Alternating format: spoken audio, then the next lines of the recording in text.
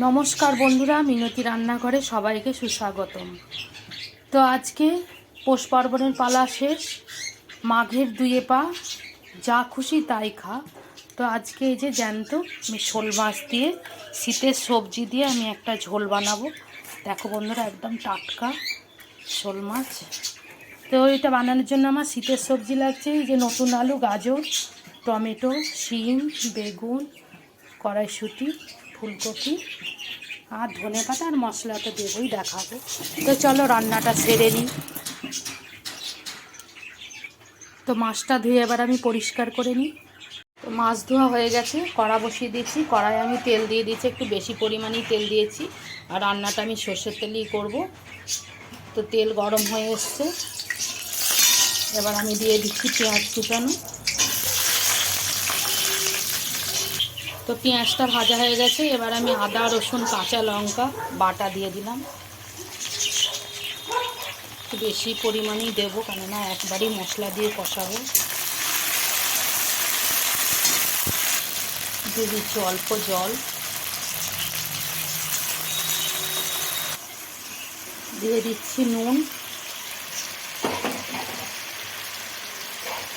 হলুদ গুঁড়ো, জিরে গুঁড়ো, ধনে গুঁড়ো, কাশ্মীরি লঙ্কা গুঁড়ো আর ঝাল লঙ্কা গুঁড়ো। যতক্ষণ তেল ছাড়া অবধি আমি কষবো। তো মশলায় তেল ছেড়ে এসছে, এবার দিয়ে দেবো আমি শোল মাছগুলো।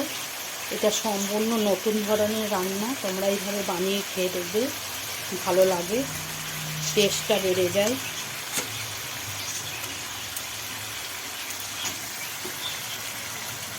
মশলার সাথে সুন্দর করে আমি মাছগুলোকে কষিয়ে নিচ্ছি। সব মশলা মাছের গায়ে লেগে গেছে, দেখো।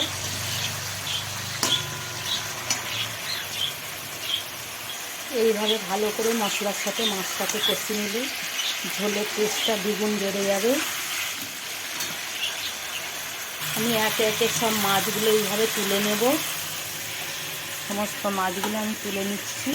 ওই তেল মশলার মধ্যে আমি দিয়ে দিচ্ছি গাজর আর আলুটা।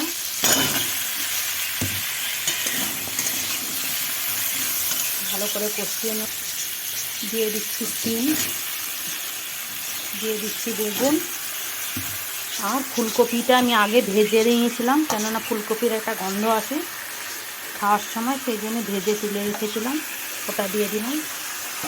তো সবজিগুলো মশলার সাথে কষিয়ে নেব আমি। তো সবজিগুলো মশলার সাথে আমি কষিয়ে নিচ্ছি। এবার আমি চাপা দিয়ে দেবো, চাপা দিয়ে দিয়ে কষিয়ে নেব। তো চাপাটা খুলে আমি আবার নেড়ে চেড়ে দেবো। যে সুন্দরভাবে কষানো হয়ে গেছে, তেল ছেড়ে এসছে। এবার আমি পরিমাণ মতন দিয়ে দিচ্ছি জল। যেরকম ঝোল রাখবে বন্ধুরা, সেরকমভাবে জল দেবে। তো আমার যতটা ঝোল রাখার দরকার ততটা জল দিয়েছি, এবার আমি চাপা দিয়ে দিচ্ছি। তো ঝোল ফুটে এসছে, এবার আমি ঢাকাটা নামিয়ে নেব। একটু নেড়ে চেড়ে দেবো। আলু সেদ্ধ হয়ে গেছে, এবার আমি দিয়ে দেবো ভেজে রাখা মাছগুলো, কষিয়ে রাখা যে মাছগুলো রেখেছিলাম সেগুলো দিয়ে দিচ্ছি। কষানো মাছগুলো দিয়ে দিলাম। তো মাছগুলো আমি সাজিয়ে নিয়েছি, এবার দিয়ে দিচ্ছি চেরা কাঁচা লঙ্কা 3টে, আর এই যে কড়াইশুঁটিটা, এটা কষানোর সময় দিইনি, কেননা গলে যাবে, ভেঙে যাবে বলে। আবার আমি চাপা দিয়ে দেবো। তো এবার আমি দিয়ে দেবো কেটে রাখা টমেটোগুলো আগে দিইনি, কেননা আলু সেদ্ধ হবে না, সবজিগুলো সেদ্ধ হবে না ভালো, সেই জন্য। আমি টমেটো দিয়ে সাজিয়ে দিচ্ছি, আর উপর থেকে ধনেপাতা ছড়িয়ে দিচ্ছি। তো আবার বেশ কিছুক্ষণ আমি চাপা দিয়ে দেবো, টমেটোগুলো গলে যাবে বলে। টমেটো গলে গেছে, তরকারিটা আমার হয়ে এসছে, চলো নামিয়ে নিই। তো দেখো বন্ধুরা, এই যে শোল মাছের ঝোল আমার সম্পূর্ণ রেডি। এবার গরম ভাতের সাথে জাস্ট জমে যাবে। তো তোমরা এইভাবে বানিয়ে খেয়ে দেখবে, আর ভিডিওটা ভালো লাগলে লাইক শেয়ার কমেন্ট করো, আমার পাশে থেকো। চলো টাটা।